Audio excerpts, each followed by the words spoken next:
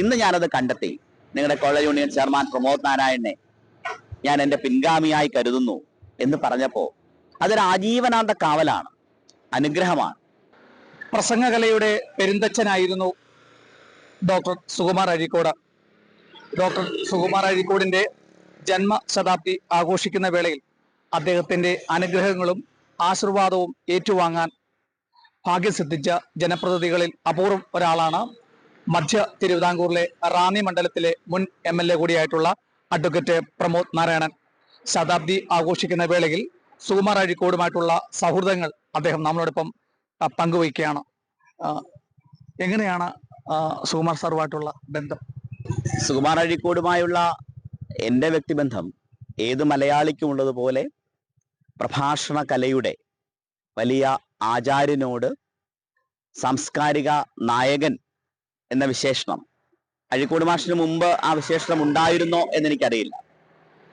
സാംസ്കാരിക നായകൻ എന്നൊരു വിശേഷണം തന്നെ അഴീക്കോട് മാഷിന്റെ പ്രഭാഷണ കാലത്താണ് രൂപപ്പെടുന്നത്.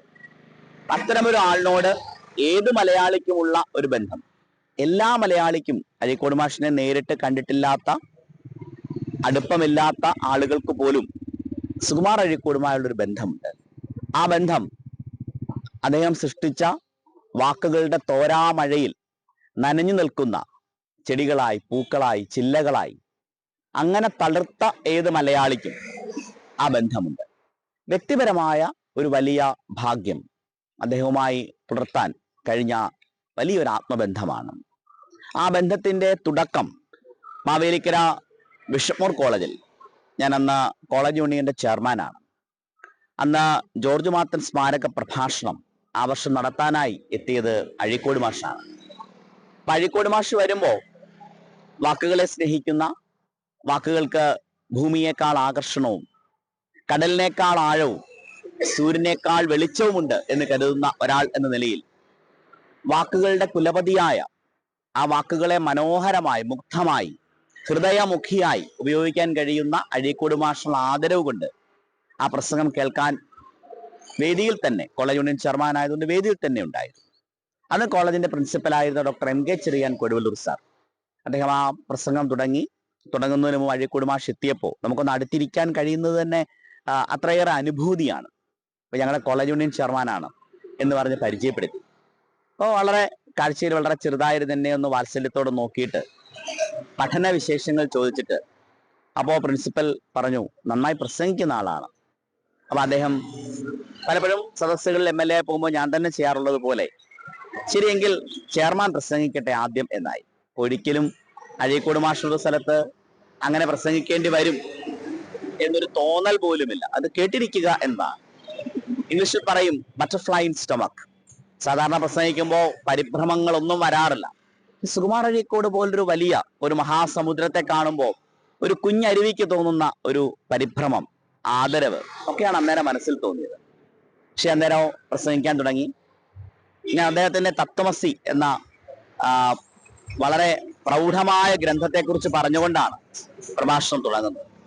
ഭാരതീയം എന്ന പുസ്തകത്തെക്കുറിച്ച് ആ സമയത്താണ് അഴീക്കോട് മാഷ് DC ബുക്സ് പുറത്തിറക്കിയ Sherlock Holmes, sir Arthur Conan ഡോയലിന്റെ ഷെർലക് ഹോംസ് എന്ന കൃതികളുടെ സമാഹാരം മലയാളത്തിലേക്ക് പൂർണ്ണമായി മൊഴിമാറ്റം ചെയ്യുന്നത്. അതിന് ആമുഖം എഴുതിയ അഴീക്കോട് മാഷായിരുന്നു. ഒരേ സമയം തത്വമസി എഴുതുകയും ഷെർലക് ഹോംസിനെ പോലൊരു കുറ്റാന്വേഷകൻ, ഒരു കഥാപാത്രം ജീവിച്ചിരുന്നു എന്ന് കരുതി ഞാൻ അദ്ദേഹത്തെ കാണാൻ പോകുമായിരുന്നു, അത്തരം ഭ്രാന്തുകളാണ് നമുക്ക് ഉണ്ടാകേണ്ടത് എന്നെഴുതുകയും ചെയ്യുന്ന അഴീക്കോട് മാഷിന്റെ വ്യക്തിജീവിതത്തിലെയും സാഹിത്യ ജീവിതത്തിലെയും അടരുകളെ സ്പർശിച്ചുകൊണ്ടായിരുന്നു ആ പ്രസംഗം. ആ പ്രസംഗം അങ്ങനെ ഒരു മഹാഭാഗ്യം കൊണ്ട് വളരെ ഭംഗിയുള്ളൊരു പ്രസംഗമായി മാറുകയും തുടർന്ന് അഴീക്കോട് മാഷ് എന്ത് പറയും എന്ന കൗതുകത്തോടെ, ഉത്കണ്ഠയോടെ കാത്തിരിക്കുകയും ചെയ്തു. അഴീക്കോട് മാഷ് പ്രസംഗം തുടങ്ങിയത് ഇങ്ങനെയാണ്: ഞാൻ പുതിയ തലമുറയിൽ നിന്നും ഒരു പിൻഗാമി അന്വേഷിക്കാറുണ്ടായിരുന്നു. കേരളത്തിലുടനീളം യാത്ര ചെയ്യുമ്പോൾ അത്തരമൊരു അന്വേഷണം ഞാൻ നടത്താറുണ്ട്, ഒരു ആരായൽ ഉണ്ടാകാറുണ്ടായിരുന്നു. ഇന്ന് ഞാനത് കണ്ടെത്തി. നിങ്ങളുടെ കോളേജ് യൂണിയൻ ചെയർമാൻ പ്രമോദ് നാരായണനെ ഞാൻ എന്റെ പിൻഗാമിയായി കരുതുന്നു എന്ന് പറഞ്ഞപ്പോൾ അതൊരു ആജീവനാന്ത കാവലാണ്, അനുഗ്രഹമാണ്. അടുത്ത ദിവസം പുറത്തിറങ്ങിയ പത്രങ്ങൾ അഴീക്കോട് മാഷ് തന്റെ പിൻഗാമിയെ പ്രഖ്യാപിച്ചു. പ്രമോദ് നാരായണൻ എന്ന് പറഞ്ഞാണ് പുറത്തിറങ്ങിയത്. അത് എത്ര കാലം കഴിഞ്ഞാലും ഓരോ വേദികൾ കയറുമ്പോഴും, അപ്പൊ നിയമസഭയിലാണെങ്കിലും അല്ലാതുള്ള വേദികൾ കയറുമ്പോഴും ആ അനുഗ്രഹം നെറുകയിൽ തൊടുന്നു എന്ന് ഞാൻ ഉറച്ചു വിശ്വസിക്കുന്നു. പിന്നീട് ആ ബന്ധം തുടർന്നു.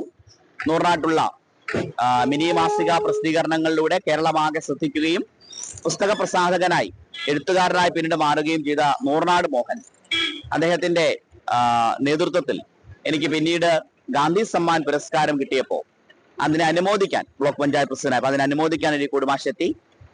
അദ്ദേഹം സംഘടിപ്പിച്ച ഒട്ടേറെ ചടങ്ങുകളിൽ അദ്ദേഹത്തിന്റെ വീടിന്റെ പേര് ഇതിനെ കിളിപ്പാട്ട് എന്നാണ്. ഞങ്ങൾ ആ ബന്ധം തുടർന്നു. പിന്നെ പലതവണ അഴീക്കോട് മാഷിനെ കാണാൻ പോയി. അഴീക്കോട് മാഷ് ഇപ്പോഴും ആ ശബ്ദത്തിന്റെ മാറ്റുലികൾ നമുക്ക് കേൾക്കാം. എല്ലാ പ്രസംഗങ്ങളിലും ഗാന്ധിയെക്കുറിച്ച് പറഞ്ഞ, സത്യാന്വേഷിയായിരുന്ന, ജീവിതം തന്നെ, പ്രസംഗം തന്നെ, സാഹിത്യം തന്നെ ഏറ്റവും വലിയ സത്യാന്വേഷണ പരീക്ഷണമാണ് എന്ന് മലയാളിക്ക് കാട്ടിത്തന്ന അഴീക്കോട് മാഷിന്റെ വാക്കുകൾ വളരെ മൃദുവായി വേദിയിലേക്ക് വന്ന് ആ ശബ്ദത്തിൽ മുഴങ്ങിയ ആശയങ്ങളുടെ ധ്വനികൾ ഒരു മലയാളിക്കും മറക്കാനാവില്ല. ആ ഓർമ്മകളാൽ സാന്ദ്രമാണ് ഈ ദിനം. അദ്ദേഹത്തിന്റെ ഓർമ്മകൾക്ക് മുമ്പിൽ എൻ്റെ പ്രണാമം. അങ്ങനെ അക്ഷരങ്ങൾ കൊണ്ട് പെരുങ്കളിയാട്ടം നടത്തുന്ന സുകുമാർ അഴീക്കോട് മാഷിന്റെ ഓർമ്മകളാണ് ജനകീയനായിട്ടുള്ള മുൻ MLA കൂടിയായിട്ടുള്ള അഡ്വക്കേറ്റ് പ്രമോദ് നാരായണൻ കേരള വിഷനുമായി പങ്കുവച്ചത്. ക്യാമറമാൻ പ്രദീപ് അങ്ങാടിക്കലൊപ്പം പ്രസാദം കെ, പത്തനംതിട്ട.